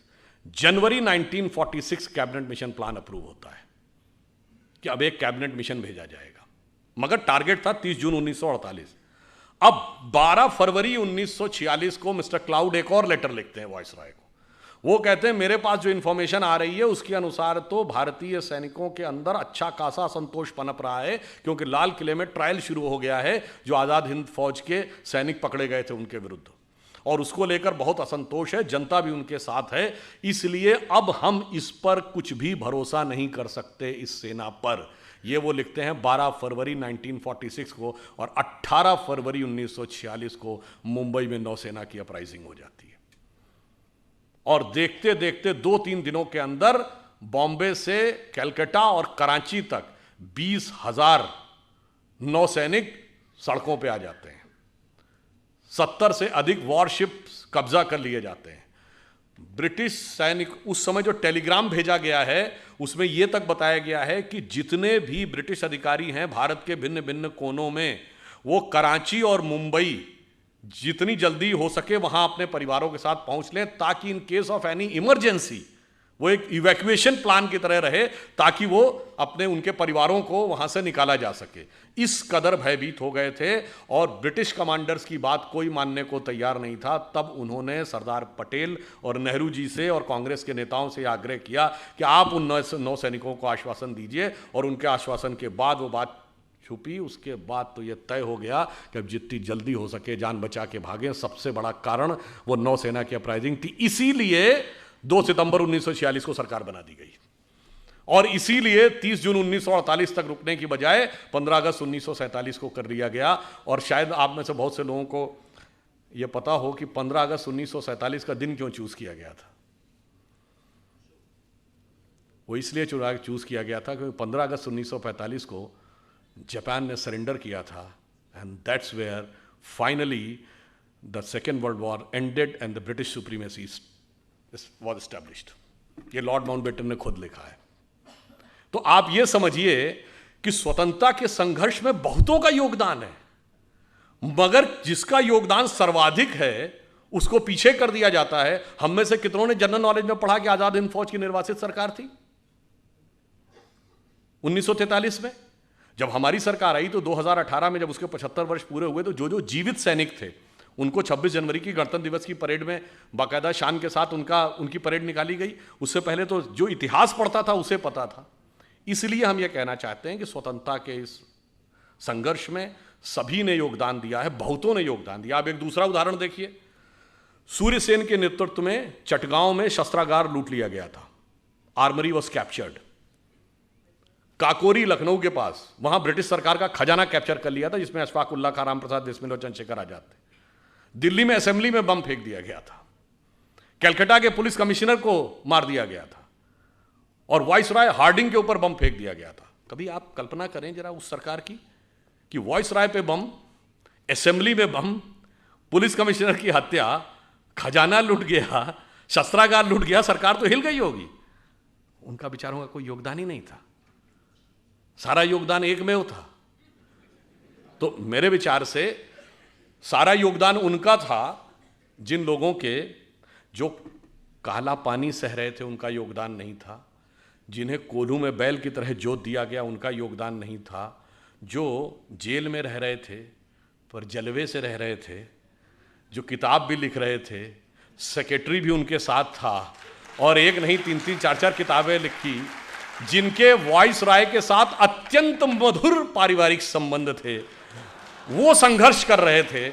ऐसा अद्भुत इतिहास जो हमारे यहाँ बताया गया है, हमें इस अमृत काल में यह भी समझने की जरूरत है कि किस किस प्रकार का विष हमें दूर करना है। और उसके बाद मैं ये नहीं कह रहा हूं कि उन लोगों का कोई योगदान नहीं है, मैं बिल्कुल ईमानदारी से कहता हूं, नेहरू जी प्रधानमंत्री बने, उन्होंने कई अच्छे कार्य भी किए, IITs बनी, एम्स बना, राउरकेला बोकारो के स्टील प्लांट्स बने, भाखड़ा नंगल डैम बना, मगर कुछ ऐसे काम भी किए। चीन हमारा पड़ोसी नहीं था 47 में, तिब्बत हमारा पड़ोसी था, तिब्बत चीन का है कोई मानने को तैयार नहीं था, मगर बांडुंग कॉन्फ्रेंस में जाके आपने मनवा दिया और उसके बाद तिब्बत ही नहीं, वो तो एक्साई चीन तक आ गया। तो जो गलती है वह भी मानना होगा। आपको पता है नॉर्थ वेस्ट फ्रंटियर प्रोविंस जो आजकल खैबर पख्तूनवा है, फाटा का इलाका, वहां मुस्लिम लीग नहीं जीती थी, वहां कांग्रेस जीती थी। खान अब्दुल गफ्फार खान मिलना ही नहीं चाहते थे पाकिस्तान से, और उस समय यह स्टैंड लिया गया कि कोई लैंड रूट नहीं तो हम कैसे जुड़ जाएं। ईस्ट और वेस्ट पाकिस्तान 2000 किलोमीटर दूर होकर एक देश हो सकते थे, हम वो नॉर्थ वेस्ट फ्रंटियर प्रोविंस हमारा हिस्सा नहीं हो सकता था। और जब हमने मना कर दिया तो खान अब्दुल गफ्फार खान का ये स्टेटमेंट है कि आपने हमको भेड़ियों के हाथों में छोड़ दिया है। पता है आपको, बलूचिस्तान ये पाकिस्तान का हिस्सा नहीं था, खान अफ कलात कभी नहीं मिलना चाहते थे। आप में से बहुत से लोगों को नहीं पता होगा कि ओमान 47 में बॉम्बे प्रेसिडेंसी से कंट्रोल होता था। ओमान हमने कितना छोड़ा है, कितना गंवाया है, सब कुछ गंवाते चले गए। एक बात विचार करिए, हम 2022 में बैठे हैं, जरा 1918 या 19 का 105 साल पहले का भारत छोड़ देखिए, सिर्फ पाकिस्तान बांग्लादेश ही नहीं, अफगानिस्तान बर्मा भी हमारे हिस्सा था। हमने बताया ना, ओमान तक उससे कंट्रोल होता था। तब तक ना तिब्बत चीन का हिस्सा था, ना शेंगेन चीन का हिस्सा था, सोवियत संघ का गठन नहीं हुआ था। तो हम सबसे बड़े देश थे। An entire China was Buddhist, considering Hindu and Buddhism as a one family religion, we were the biggest religion on earth and we were the biggest country on earth. और आज जो हालात हुए, अगर मजबूत सरकार नहीं रही तो 2047 तक जो हालात हैं, कश्मीर वैली में क्या होगा, क्वेश्चन मार्क, नॉर्थ ईस्ट में क्या होगा, क्वेश्चन मार्क, केरल और पश्चिमी उत्तर प्रदेश के कुछ इलाके और बंगाल के बांग्लादेश से जुड़े इलाकों में क्या होगा, क्वेश्चन मार्क, नक्सल प्रभावी इलाकों में, छत्तीसगढ़ में, झारखंड में, उड़ीसा के इंटीरियर इलाकों में क्या होगा, क्वेश्चन मार्क। यानी खतरा यह है कि मजबूत सरकार ना हो तो आज़ादी के 100 साल बाद हो सकता है हम अपने उस ओरिजिनल इलाके के आधे रह जाएं। इन सब चुनौतियों को समझना है और उसके अनुसार हमें यह संघर्ष करना है कि स्वतंत्रता को हमें सार्थक करना है। उसके लिए हमें इन सारे जितने भी प्रकार की चीज़ें हैं उससे चौकन्ना रहना है। और जो मैकाले का माइंडसेट 19वीं सदी का और मार्क्सवाद का माइंडसेट 20वीं सदी का, दोनों से अपने मन में जितने विष हैं उस मनोरोग से मुक्ति पानी है। और जो अभी कहा गया था कि 21वीं सदी हमारी होगी, तो मैं बताना चाहता हूं कि 1 जनवरी 1901 को जब इस देश में सूरज उगा तो पूरे देश में किसकी सरकार थी, अंग्रेज़ की। 1 जनवरी 1951 को पूरे देश में किसकी सरकार थी, कांग्रेस की। और 1 जनवरी सन 2001 को जब 21वीं सदी के सूरज की पहली किरण इस देश की धरती पर गिरी तो इस देश में किसकी सरकार थी, अटल जी के नेतृत्व में भाजपा की, अगले दशक में मोदी जी के नेतृत्व में स्पष्ट बहुमत की। मतलब बहुत साफ है नियति का संकेत कि 19वीं सदी अंग्रेज की थी, 20वीं सदी कांग्रेस की थी, 21वीं सदी भारतीय जनता पार्टी की। तो 21वीं सदी हमारी है, हमारी उस विचार की है। इसलिए अब हम आगे बढ़ें और मन में ये पूरा कॉन्फिडेंस रखें कि अगला वक्त हमारा ही आने वाला है। और ये सिर्फ देश के अंदर नहीं, बस एक पंक्ति कहकर बात समाप्त करता हूं। देखिए, दुनिया का आप पूरा देख लीजिए। एक दौर में 2500 साल पहले हम दुनिया के पावर सेंटर थे, economic, intellectual and military power centre. जब वो खत्म हुआ, भारत का डाउनफॉल हुआ, तो सेंटर कहाँ गया, king Darius of Persia, Iran की तरफ चला गया। फिर जब ईरान का डाउनफॉल हुआ तो मेसोपोटामियन एम्पायर, बगदाद का एम्पायर। फिर उसका डाउनफॉल हुआ तो टर्किश एम्पायर। टर्किश एम्पायर के बाद रोमन एम्पायर, पहले ईस्टर्न रोमन एम्पायर जिसका इस्तांबुल कैपिटल थी जो आज टर्की की है, उसके बाद रोमन एम्पायर। रोम का डाउनफॉल हुआ तो पुर्तगाल और स्पेन का ज़माना, पुर्तगाल और स्पेन के बाद ब्रिटेन और फ्रांस का ज़माना, ब्रिटेन और फ्रांस के बाद अमेरिका का ज़माना, अमेरिका में सबसे prosperous west coast, San Francisco, Los Angeles belt. उसके बाद अब पिछले 100 साल में आ जाइए जापान का ज़माना, जापान के बाद आ जाइए पिछले 50 साल में tigers of the Asia Pacific, Hong Kong, Taiwan, Singapore, Macau. अब चीन का जलजला चल रहा है, तो अगला मुकाम क्या है? इसमें कोई संदेह मत रखिएगा कि अगला मुकाम हमारा आने वाला है, और हम यदि दुनिया में आगे बढ़ेंगे तो we are not there to dominate the world, we are there to motivate the world. चीन दुनिया को दबाने के लिए आगे आ रहा है, हम दुनिया को प्रेरित करने के लिए आगे आ रहे हैं, और इसीलिए हम वर्ल्ड की सुपर पावर नहीं बनना चाहते, हम जगत गुरु बनना चाहते हैं। क्योंकि पावरफुल व्यक्ति के बगल में खड़े होकर अक्सर आप संकोच, ठिठका, कहीं कहीं दबा हुआ महसूस कर सकते हैं, परंतु गुरु के बगल में खड़े होकर आप आनंदित, आह्लादित और उन्नत महसूस करते हैं, और जिसकी झलक योग दिवस के रूप में दिखाई पड़ने लगी है कि हम राष्ट्र से लेकर व्यक्ति तक को मोटिवेट करने की क्षमता रखते हैं। और फाइनली एक बात और कह दूं, ये प्रेरणा हमें कहाँ से मिलती है? आज आप देखिए, चाइना ताइवान के ऊपर डोमिनेट करना चाह रहा है, तो रशिया यूक्रेन के ऊपर डोमिनेट करना चाह रहा है, तो पूरी दुनिया की जियो पॉलिटिक्स इस पर चल रही है, एनेक्सेशन, सब्जुगेशन एंड डोमिनेशन। यानी या तो कंट्री को मिला लो, पिछले 100 सालों में हुआ ना, या फिर सब्जुगेट कर लो, उसको किसी ट्रीटी का हिस्सा बना लो, यानी इनडायरेक्टली अपना शासन कर लो, या डोमिनेट कर लो, एक कॉन्ट्रैक्ट कर लो ताकि वो सरकार वहीं रहे मगर वो आपका कंट्रोल रहे। परंतु हम इन तीनों में से किसी में विश्वास नहीं करते। क्यों? जब भगवान राम ने लंका पर विजय प्राप्त की तो क्या उसका एनेक्सेशन किया? नहीं। वहां कोई अपना डिप्टी या वाइसराय अपॉइंट किया, यानी सब्जुगेशन किया? नहीं। वहां से कोई कॉन्ट्रैक्ट साइन कराया, यानी डोमिनेशन किया? नहीं। मूल्यों को स्थापित किया और सह अस्तित्व का विचार दिया। इसीलिए we are the only country in the world we never went for invasion, and if somebody consider Hinduism as a religion, we never went for conversion, because we are having no concept of conversion. और पूरी दुनिया में आग लगी हुई है इसी वजह से। इसलिए अगर 21वीं सदी में विश्व का उदय होना है तो वो सिर्फ हम ही दे सकते हैं, और हमारे अंदर ही वो क्षमता है। अटल जी की कविता की यह पंक्ति, उस विचार जिसे सांप्रदायिक कह के बहुत लांछित किया जाता है, वो सिर्फ हमारी उन्नति के लिए अमृतकाल जरूरी नहीं है। जब 2047 में हम उस पीक के ऊपर बैठे होंगे, उस समय हम दुनिया को क्या दे रहे होंगे। उनकी प्रख्यात कविता जो पुराने लोगों को याद होगी, हिंदू तन मन हिंदू जीवन, रग रग हिंदू मेरा परिचय। तो उन्होंने कहा था कि होकर स्वतंत्र मैंने कब चाहा, मैं कर लूं जग को गुलाम, मैंने तो सदा सिखाया है करना अपने मन को गुलाम। गोपाल राम के नामों पर कब मैंने अत्याचार किया, कब दुनिया को हिंदू करने घर घर में नरसंहार किया। कोई बतलाए काबुल में जाकर कितनी मस्जिद तोड़ी, भूभाग नहीं शत शत मानव के हृदय जीतने का निश्चय। हिंदू तन मन हिंदू जीवन, रग रग हिंदू मेरा परिचय। और फाइनली एक कॉन्सेप्ट अपने दिमाग से पूरी तरह निकालना पड़ेगा। ये जो हमसे कहा गया ना, हम वो देश थे जो आके सेटल होते गए तो लोग बसते चले गए।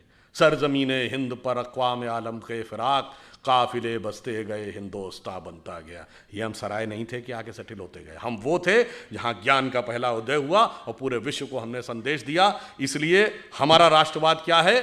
हिमालय के आंगन में प्रथम उसे किरणों का दे उपहार, उषा ने हंस अभिनंदन किया और पहनाया हीरक हार। जगे हम लगे जगाने विश्व लोक में फिर फैला आलोक, व्योम तम पुंज हुआ तब नष्ट, निखिल संस्कृति हो उठी अशोक।